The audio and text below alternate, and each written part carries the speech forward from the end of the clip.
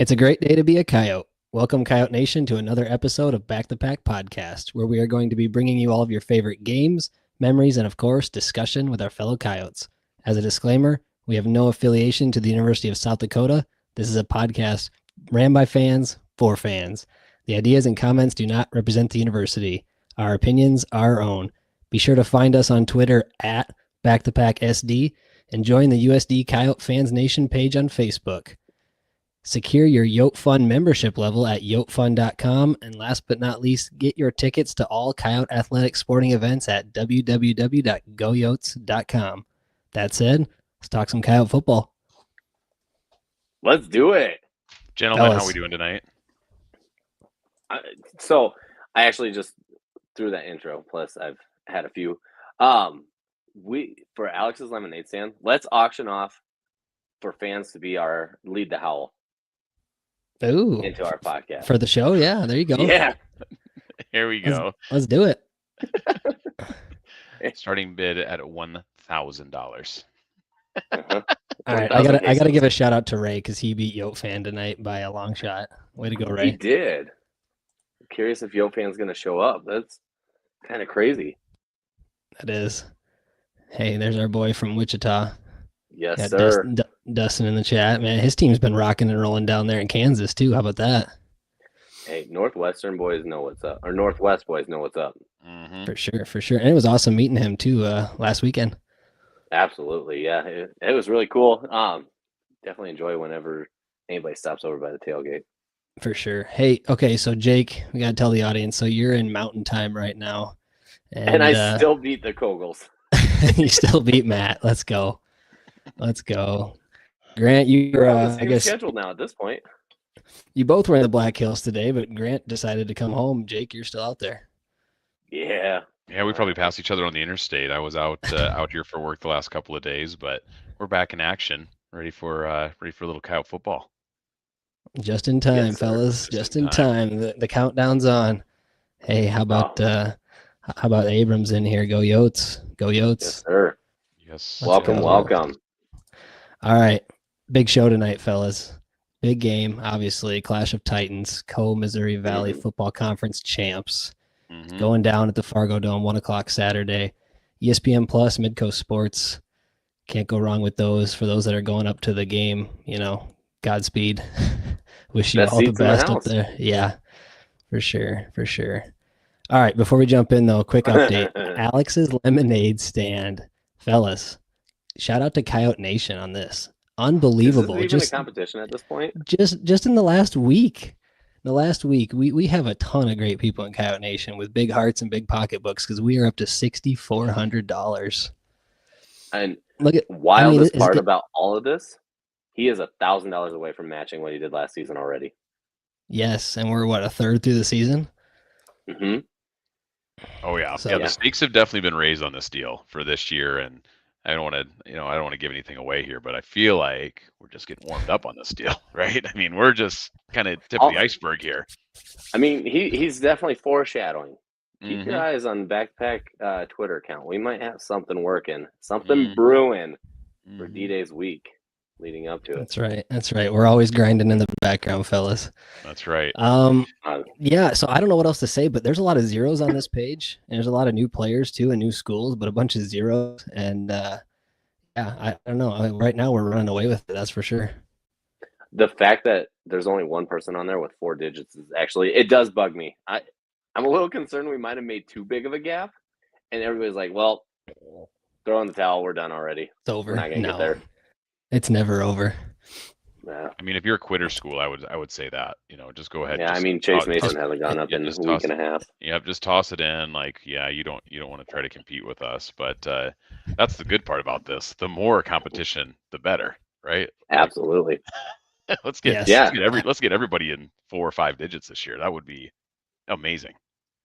For sure. We're just finding our speed here. We're getting this figured out. Oh yeah, so no doubt. Just wait till we get dangerous. If anybody listening wants to donate directly to, we got the QR code up in the top right, so you can go ahead and scan that, and I'll take you to Aiden's page. But otherwise, yeah, we're not going to talk too much more on this tonight because we do have a big game to preview and more to come for D-Day's week. All right, sir. we won last week, fellas, and we dropped again in the polls. Dropped back to 17th. I'm gonna have to put a good showing. A good showing this week, I guess, to move up. My question to you, if a team, let's just say, beats them by 17, the team opponent we beat, and then we beat that opponent by 21. Don't you think it should be a similar spot in the polls, or at least a similar drop or raise in the polls? Just saying. Yeah, I'm not going to mention names, but there's some guys watching like this, watching FCS football with their eyes half open. Well, and we know too. We've talked about it too. It's such a hard measuring stick for these non-conference games because absolutely, you're trying to gauge it, but to your point, not very often do you win and somehow go down in the polls. However, the same folks that don't have us ranked very high, if we pull off the win on Saturday, I expect those same people to shove us right back in the top 5. So, anyways, I'm not going to talk about rankings too much, but that's my one gripe. Yeah, I mean, we have an extra grind. We won twice and we've dropped twice, but whatever. Right. Whatever. Here's what's going to happen with conference play starting. To Grant's point, it's going to separate the pretenders from the real ones, and that's where obviously for the Yotes, you have the biggest and best opportunity possible. Going up against number 1 this week. So now's the time to kind of put up or shut up. Right, and that's the beauty of the Missouri Valley too, right? There's no question about it's the best conference in the country. So regardless of how you do in your out of conference, if you have success in conference, you're going to be just fine, right? I mean, I try to think of, again, this is big picture, but 5-3 typically in the Valley pretty much get you in the playoffs, which is kind of a crazy thing to think about. But at any rate, that is the beauty of the Missouri Valley. You play well, have success there, you're going to get your shots, right? And not every conference can say that. Sometimes you got to run the table in your conference if you're kind of this lower tier. So love the challenge right away this week. Number 1, let's bring it on. Yeah, let's do it. And then one last kind of axe to grind here. This is kind of on behalf of Coyote Nation, not specifically me personally or you guys, but the uniform combo. We're seeing some negative sentiment around the black again this week. I don't know if people just A, they don't like it, or B, they're just kind of sick of it. But black helmet, white jersey, black pants. Your thoughts? Well, I like it because at the end of the day, I know the players get to pick it, and so that's what it all comes down to. If it makes them feel more confident, excited, whatever to play, I'm all for it. Usually, uniforms are more for the fans, but obviously our fan base isn't going to be there seeing it in person, so. It looks good on TV. I remember it looked good last year when we wore it up to Brookings. So, yes, I'm down for it. See, isn't this the combo that Aiden said he liked the best as well on Monday? No, that was the white helmet, black face mask with the black jerseys. Yeah. Opposite. Got it. Yep. Opposite, white, black, white. Okay. You're in the right color scheme, but yeah, opposite. Okay. I couldn't remember when I saw this posted if that was the combo he had said or if it was the opposite. So, okay, I'm with you. Which it would be funny if this was. I'm trying to remember too, but it would be funny. He says this is my favorite, and then all of a sudden, if it is equipment that picks it, well, Aiden likes it. Let's do it. Yeah, exactly. I will say this: I think the Coyote logo, this alternate logo on this black helmet, I want to say it looks brighter this year, and I think I saw some other comments online about that too. But seeing it in the dome, it does look a little bit brighter red. It stands out a little more, whereas I think last year was kind of just blended in with the red sparkle in the helmet. I mean, it definitely looked good on a white helmet with a red face mask, but here we go. Just derail the whole show on that again. Well, hey, you know what? Consistency is key. That's all I've been told. Hey, I don't care what we wear as long as we win. That's all that matters, right? I don't care. We can go shirts versus skins. It doesn't matter to me. We'll just whatever it is, whatever we win in. That's all I care about. So. Yeah, the players like it. I'm down. You want to jump back real quick? We'll have a little fun with the combo too. If you're watching live, throw it out there. What are you guys thinking? Scale of 1 to 10. Let's see what your thoughts are. Because I'll be honest. It's good. It's not great for me. I'm going to put it at 6.7 out of 10. Grant, I would go a 6. Only I like the black, but this is out of all the black possibilities, this is probably my least favorite. There you go. I'm we got 10 in the chat though.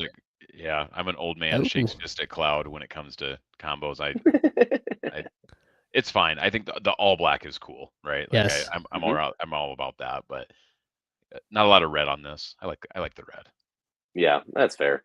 One thing I do like to remind people though is black is part of the school colors, so it is true. Just remember that.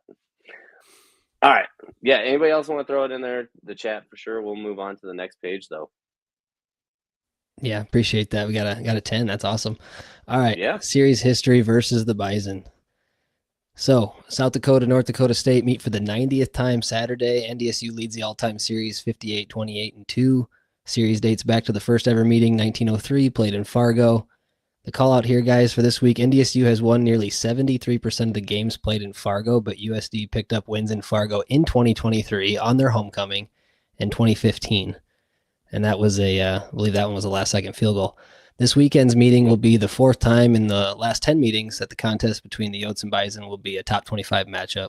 And if you look at just recent history, these games have been really, really good. Yeah.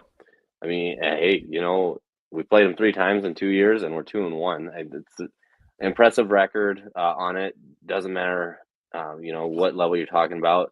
When you're able to be 2-1 against the usual number 1 to number 3, somewhere in there, team, it always looks good. Yeah, I mean, the reality of it too is, Fargo is not only the hardest place in FCS to play, or arguably one of the hardest. It's probably one of the hardest in all of football, right? Their home record shows that over a long period of time. So it's kind of like Coach said this week. He said that's the opportunities when you play football. That's what you want. You want to go play number 1 in their house and get an opportunity to see where you stack up. And that's exactly what this game's going to be this week. It's for sure a measuring stick for us, but as we talked about before the show, Mitch, this is a measuring stick for NDSU as well, because that out of conference schedule they've played has not been ultra strong by any stretch of the imagination. Yeah, we're going to find out a lot this weekend, and really about both teams for 2 completely opposite reasons. But I want to say this. I want to give a shout out to Dom Izzo and Hot Mike up there in Fargo, his show. Mm-hmm. He made a comment on his show. I don't know if it was today or yesterday, but made a comment that there's only been 2 teams in the Division I era for NDSU that have beat them 3 times in a row in the regular season. SDSU's done it to them twice in over sets of 3 years, 2 different times, and then UNI has also beat them 3 times in a row in the regular season, and that's it. They're the only 2 teams that have ever beat them 3 times in a row. We've got a chance to do that. Now, that's not counting playoffs. That's just regular season. So yeah, that would be a heck of a list. That'd be a heck of a list to join if we can pull that off. Mm-hmm. Absolutely, that's a heck of a stat poll too. Yeah, for sure. All right. So FCS game of the week via the Stats Perform guys. They pegged this one as the top matchup. Obviously, it's us, number 17, versus number 1 NDSU. They're 3-0, which we're going to get into here in a second. And USD's won the last, 2 of the last 3 meetings, like we keep talking about, outside of that FCS semifinals game or quarterfinals game, whatever it was. Quarterfinals, I think, where they blew us out on national television. So outside of that, guys, you just have to be so dark about it. Thanks, Mitch. Thanks for the reminder. It still haunts me. I mentioned that on previous episodes, so I'm just gonna throw it out there. But don't worry, that 3rd and 19 haunts me, so I fully agree. Yes, the dome was rocking for a good couple minutes, and then that happened. Anyway, so obviously they won in the room with us right now, Mitch. They're the defending champs too, by the way, for those that need reminding, their 10th title. So tall task for the boys, and all eyes are going to be on this one because it is the game of the week. Absolutely. So let's get after it. ESPN Plus, I mentioned this in Midco. We got Jay Elson, play-by-play, Andre Fields. If you want a different audio option, guys, let's plug Coyote Sports Network. You got John Thayer, Gary Culver, and Jerry Paleshi. They do a fantastic job, and if you can get that synced up with your TV, it makes it even better. Not to disparage Jay Elson and the Midco guys, but John and that group, they just do such a good job too. So would definitely encourage Coyote fans, if you can't watch it, if you're out and about, get it on the radio in one way, shape, or form. Yeah, Varsity Network is a fantastic mobile option. Yes. I use that all the time. Yep. All right. Weather for tailgate. Fans going up to Fargo. 60 I'm degrees jealous. and about perfect wind, 5 to 10 miles an hour there. And obviously it's a dome, so 72 degrees and calm at kickoff. I don't know what else I want to say. Anything else to say about just the Fargo Dome in general? You mentioned it earlier. It's a tough place to play. It definitely doesn't look like a football stadium from the outside. It looks like a shopping mall. It does. Isn't that Even what the logo? It looks like a shopping mall. we've got a shopping it is their mall, homecoming too, by the way. We've got So a corn there's silo. that. We got all sorts of stuff in the Missouri Valley. Yes, and it is a homecoming green out, I believe, Mm. code green or whatever they call it up there. Yep. So there'll be a little extra juice. And we mentioned this last week, a little teaser. We're getting a little deja vu playing them on homecoming again, as we did in 2023. Mm-hmm. Mm-hmm. All right. I'll keep adding to the deja vu if you want, but we'll power Right. through. Let's get right into it. It's such a Yes. big matchup. You know, a bunch of big names, big players here. So I've got a bunch on the screen who we all know, and there's gonna be some other names we talk about. But where do you guys want to start? You want to start with their offense, our defense, or where do you want to go? Yeah, I mean, we can definitely start on their offense, our defense. That's, I think, a good point where a lot of people will definitely have their attention on seeing how things line up on that. All right, let's start with Cole Payton, your favorite quarterback, Jake. He has done a fantastic job blowing out the 99th overall strength of schedule. So, good job. But no, he's definitely stepped in and done much better than I anticipated. He's definitely leaving some plays out on the field that we could definitely take advantage of. USC's defense has been very opportunistic. So I am pretty pumped about that. I will say, for the most part, our corners and safeties find a little bit of swagger, a little bit of juice. So just being able to keep an eye on him and maintain him and just keeping his run game to, minimum, and it should be, fairly easy to keep him contained as a whole then. Grant, how about his passing game? Because that was kind of a question mark coming into this year. We hadn't seen a ton of that, with him in the backup role and kind of that run option quarterback role that you would see him come in once in a while. How about his passing game this year? Yeah, I was going to say that's kind of the eye-popping stats when you look at it. I think everyone understands what he can do with his legs. He's been doing it for years with those special packages, even when Cam Miller was there, right? So I feel like everybody's aware of that. He's a big guy, 230, 240, right? Like huge quarterback. Yep. You have kind of the tight end type at a quarterback. So, but yeah, he's done everything and more through 3 games that you could ask from a quarterback, right? Completing 71% of his passes, 6 touchdowns, no picks. However, as I mentioned before, we got to take this with a little bit of grain of salt because the opponents they've played are really bad teams. Like we're talking each team has 1 win. They're either 1-3 or 1-2. So again, that's what you would expect a good quarterback to do is put up gaudy numbers against bad teams. So I'm not going to take anything away from what he's done. He's done everything that you would ask him to do. However, this level of competition thus far is pretty low. We're talking, I pulled a few of the numbers. Citadel ranked at 280th overall, 1 spot ahead of Dort, Iowa, for context. For anybody listening, that is a real stat. That's from Yikes. So fire those cannons, by the way. Yeah, Citadel. Right, shout out Dort. Here we go. Tennessee State ranked at 270, SEMO at 202. So again, you can only play the schedule in front of you, so no disrespect to them, but this is as much a measuring stick game for them as it is for us. And I think as we've seen throughout the week, no one's given us a shot in hell to win this game, and I like that for our team. To be honest, I think it's a good motivator. The only problem is I think that the coaches and players are pretty tuned in because, to your point, we beat them 2 of the last, in the regular season the last 2 years. So I think they smell a little bit of revenge they'd like to get. And that's the only thing that worries me. But as far as media coverage goes, no one's given us a shot. Okay. Okay, Jake. So, talk about his dual threat, and you mentioned his ability to run against our defense. Have we faced a quarterback this year yet, kind of the true dual threat? I don't think we have we? We haven't matched anybody of his size, but Inagawa, I mean, he was a dual threat. They ran him 15 to 17 times, somewhere in there against USD. They did actually. That's a good point because they did have some designed runs for him, which we were kind of joking they wouldn't because they were afraid to get him hurt, but they actually did. Yeah, they ran him quite a bit, so I know that. With it, have we faced a quarterback that's 6'4", 240 that can run? No, we have not. That is definitely something that does bring some concerns to light, especially the way we tackled in open field. The thing that frustrates me the most when watching this defense, and it's really my biggest knock, is they are not wrapping up if it is somebody outside their secondary or if it's somebody in the secondary. We got to get arms around these players. For Cole, like I said, 6'4", 240. Take him low. Take him low. Take him low.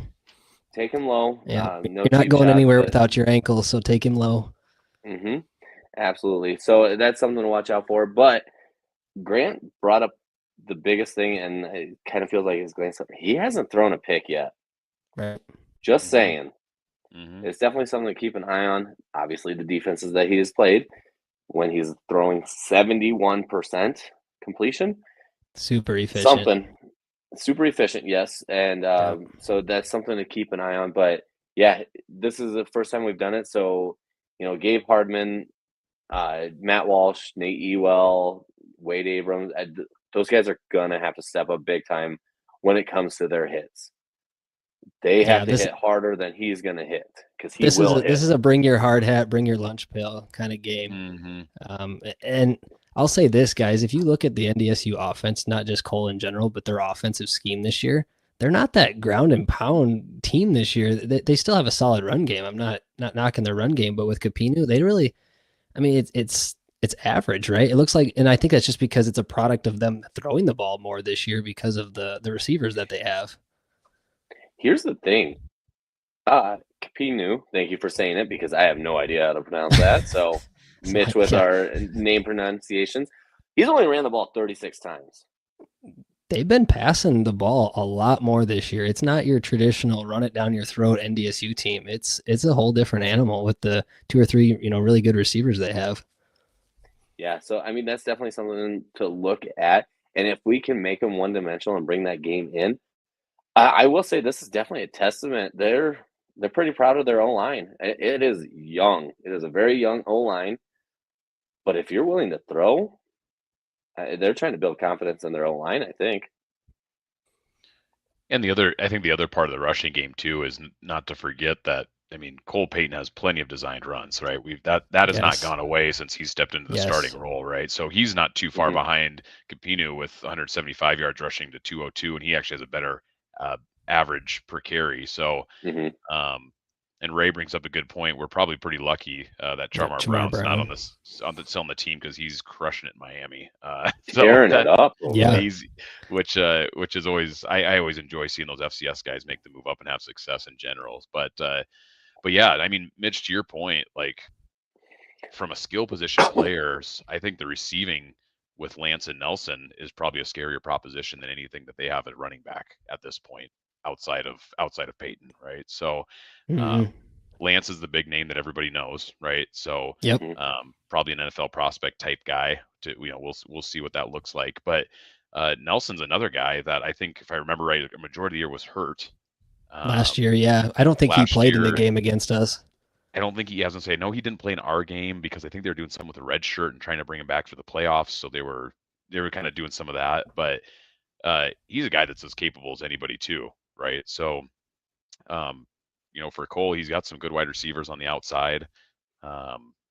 He's able to run it. So obviously, I mean, we're not blowing anybody's minds by saying this is going to be the biggest test of the year for us outside of Iowa State. So this is one we all had circled on the calendar at the very beginning of the preview show, right? We said obviously Iowa State's our hardest road game, but this one's not far behind. So we're kind of seeing it so far. Yeah, I mean this game for USD, I think easiest way to sum it up, it all comes down to pride. Just leaving it all on the field, showing where you truly stand. You do that, we're behind you, but I think it just comes down to a pride game as a whole. Just making sure you do what you can. Yeah, and I would just say the X factor for their offense is going to be Cole Payton, right? Because of his ability to run. It's that we see it at both the XDSU schools. They both have, traditionally have had rushing quarterbacks, and so that's the X factor. Can you contain him? You're not going to stop him. He's going to get his yards, but can we contain him and keep the big play from happening there? And then you guys want to flip it? Let's go our offense versus their defense. Yeah. Real quick, I just want to add. We do have touchdown Jesus running our scout team offense. There you go. 6'4", 240, 250. Just saying. There we go. So they've definitely been practicing against this. Hopefully hopefully isn't too banged up and bruised after.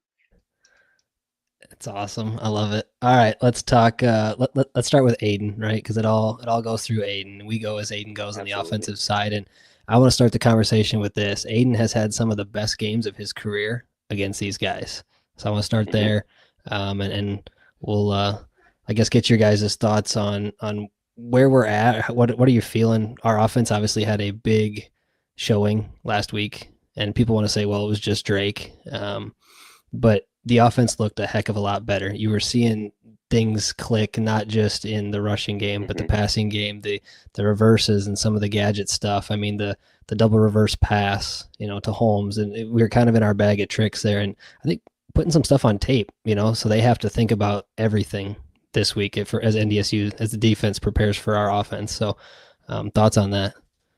So I will just say real quick, I listened to their coach just do a presser, and he was talking about how USD pulled out all the bags of tricks last year. The reverse isn't anything they haven't seen from us. Right. Right.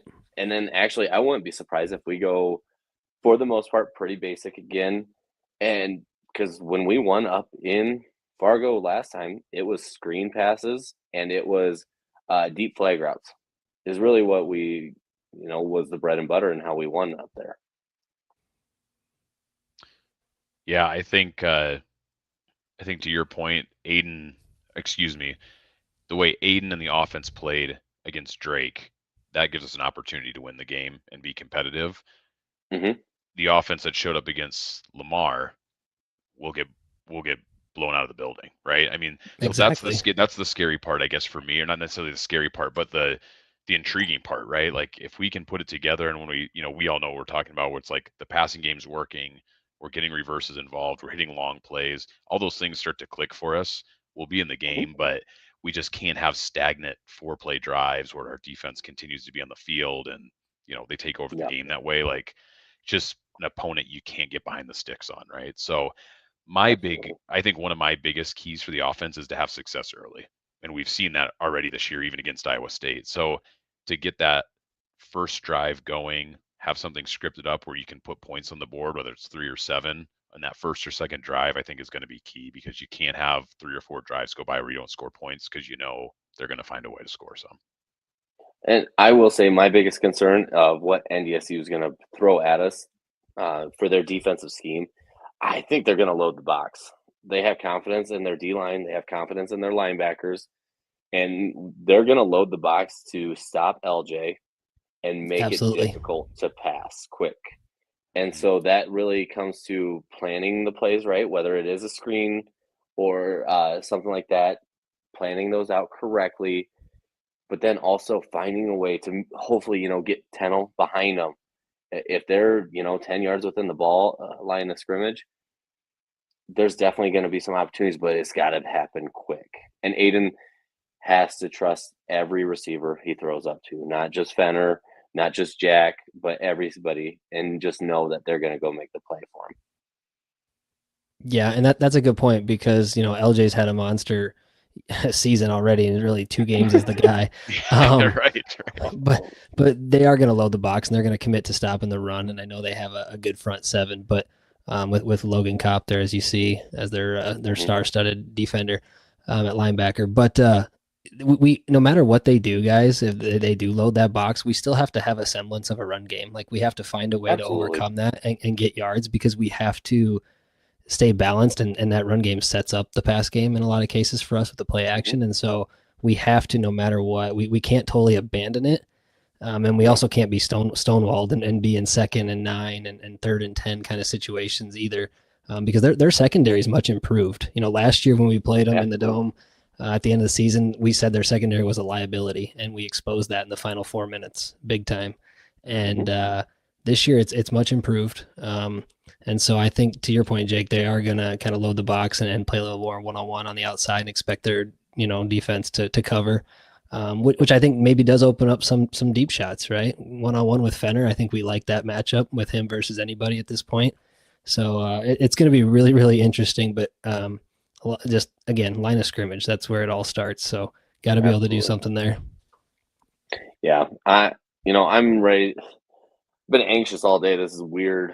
I don't get this worked up this far away from a game. So I'm ready for this game to be played out. I'm ready to see what's going to happen with it, because it feels like a really big unknown on both sides for the most part. Mm-hmm. Well, yeah. So let's talk about that point one last time here. Let's reiterate: like, they've played nobody, and they've dominated, and rightfully so. We've had a slow start. We knew it was going to take time, especially for the line of scrimmage to the O-line to gel. And we had some injuries, and obviously LJ stepped up. But we've now 2 games, and we've shown a ton of progress and a ton of growth. So we're definitely trending in the right direction. And so we're going to find out, guys, a lot about not only who NDSU really is, but where the heck we're at, as a team. And the fact that this game is the first game of the Valley play is tough. Like, that's just not an ideal spot for this. Last year at the end of the season, much better spot. But it is what it is. And it's like, I think Grant said it earlier, it's a measuring stick game just to see where we're at. And Coach said it earlier this week. It's not going to derail either team's season if, whoever loses, but it's a great, great opportunity to go out and make some noise too. Yeah. And this kind of reverts back to what we were talking about, how this feels like deja vu. Funny enough, 2023, I felt good going into the game. I don't know why. Just felt like we had this opportunity to win. Really nothing on paper proved that by any means, but it just felt like it was going to happen. This was a measuring stick for the team in 2023. It was homecoming for NDSU. I was in the Black Hills then. I'm in the Black Hills now. Were you there? Were you there for the Saturday of the game? I was. I was Okay, watching you have the to stay game there till at in least Custer Saturday. State Park. I am getting hammered in Deadwood and finding bars that either have ESPN Plus, or I'm just watching on my phone and gonna be the drunk loud guy in the corner. Perfect. That's a good role for you. I like that for you. Yes, sir. All right, so we've kind of already dove in here a little bit, talked to individual matchups and schemes, strategies, and all that stuff, but just some statistics to look at. And I think the top left one, guys, is kind of the most important in my mind. It's what's going to give. You have our rushing offense at rated 17th, and their rushing defense at 6, and their rushing offense at 9. And we talked about how that a large part of that is the quarterback. Against our rushing defense at 52. Now it hasn't felt like that, guys. I feel like our rushing defense is a lot better than 52 overall. But yardage, a lot of that just. Oh, go ahead. Yeah, I was gonna say with that, it's tough because NDSU hasn't played an FBS opponent. I mean, right. At this point, FBS is afraid to play them. But you take a look at it, and it's one of those things. They've also only played 3 games. But when we played Iowa State, let's see, I'm pulling it up just so I can say the exact amount. But Iowa State had 223 yards rushing, which actually is less than I anticipated. But that's still a high number. And that's going to pull the numbers up. But if you jump back to the Lamar game, Drake game, Northern Colorado, I know for a fact Northern Colorado did not run for over 100 yards.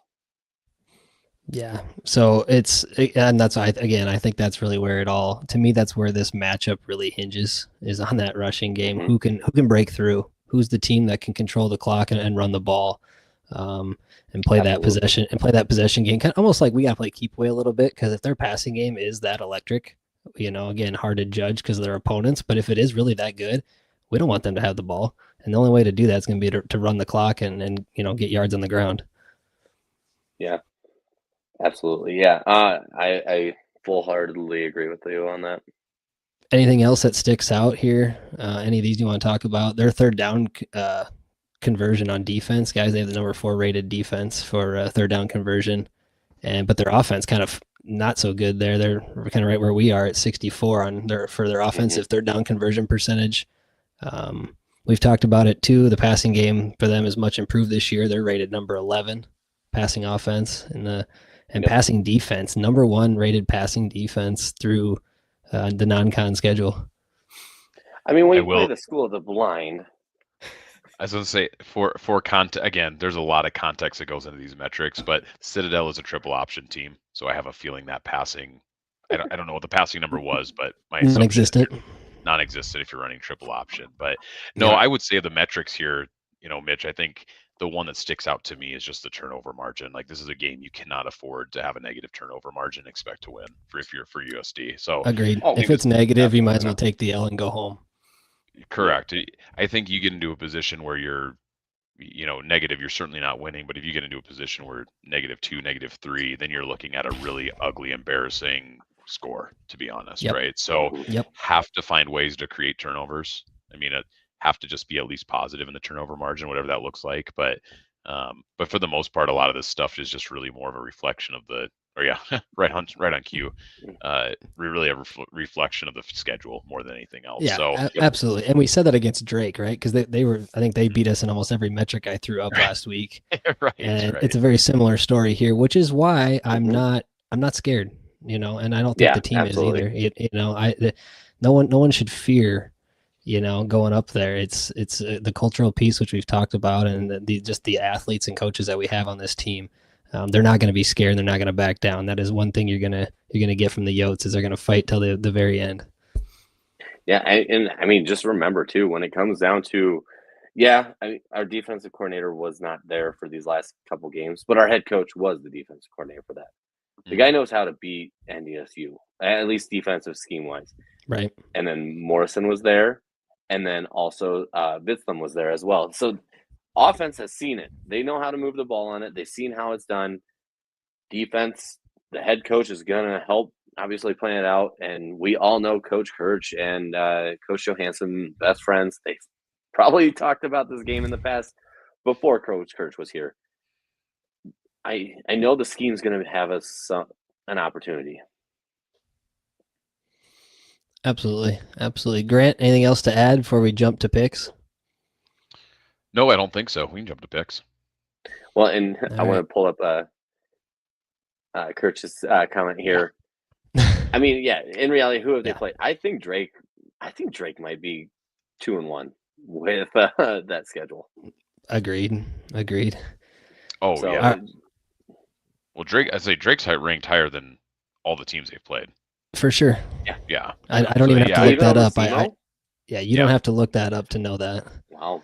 Mm-hmm. All right, real quick lines. Sagarin, USD ranks 131, NDSU 45th best team in the nation.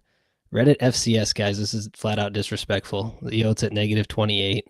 We've beat that horse. That's a dead horse at this point. It's been beat on Twitter this week. FanDuel. Oh my gosh. FanDuel -21.5, obviously in NDSU's favor. Now Massey's a little more realistic in my mind. Massey's got the Bison -11 with a score of 31-20.